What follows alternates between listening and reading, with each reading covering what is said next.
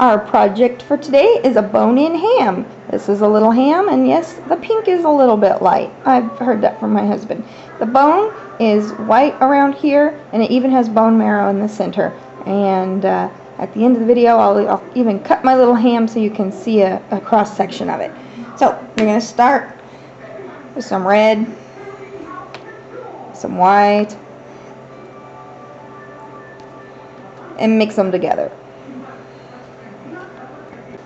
I've been sitting here mixing this, and I have it mixed together, and you want to be sure that you don't mix it completely. You want to be able to see all the little white parts in there, because that's the fat that's in the pig, and pigs are fat, so leave it in there.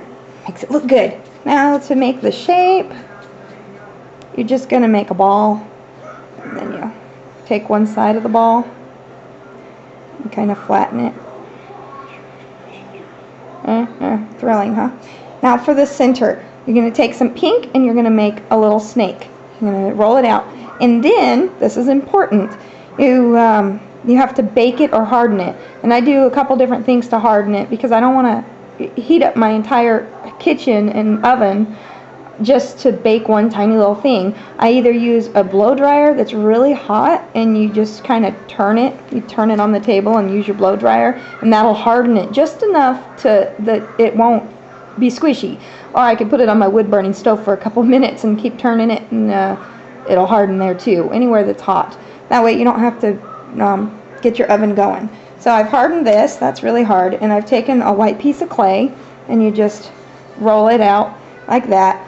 And then, for time's sake, I've done this in advance.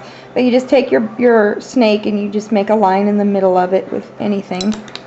And then you take your hardened piece of bone marrow, that's the bone marrow that goes inside, and you're going to put it inside. Looks like a hot dog, doesn't it? Well, except the color. And you're going to wrap it all the way around. And don't worry about the ends because you'll be slicing them off anyway. Now you're going to want to make it nice and round, so you just gently round the bone. So there's your round bone, and I can feel where the clay ends there. Check it out. You have a little bone with bone marrow. And yeah, bone with bone marrow. Now you have your ham over here.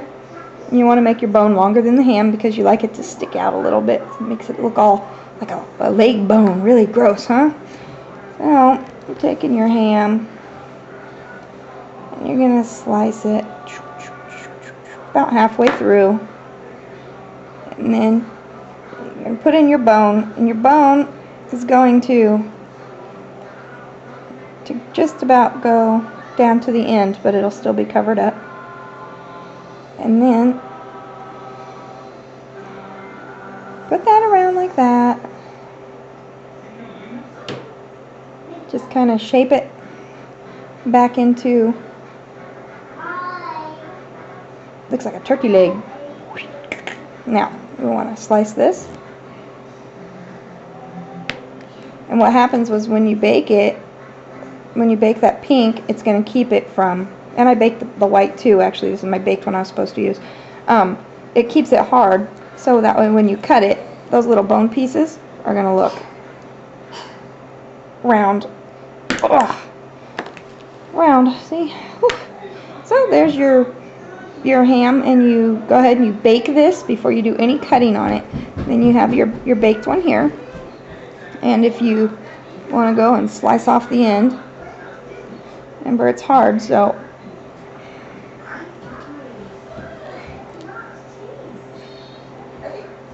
it's snowing. It's snowing. Not anymore, sweetie. It snowed last night. Well, I'll fight with this and be right back. Well, so I tried to cut it in half, but it was cooked really hard, so it just actually broke in half here. But I was just opening it up so you can see the bone in the middle. It's completely round with the marrow inside, and looks like a real little ham. There you go.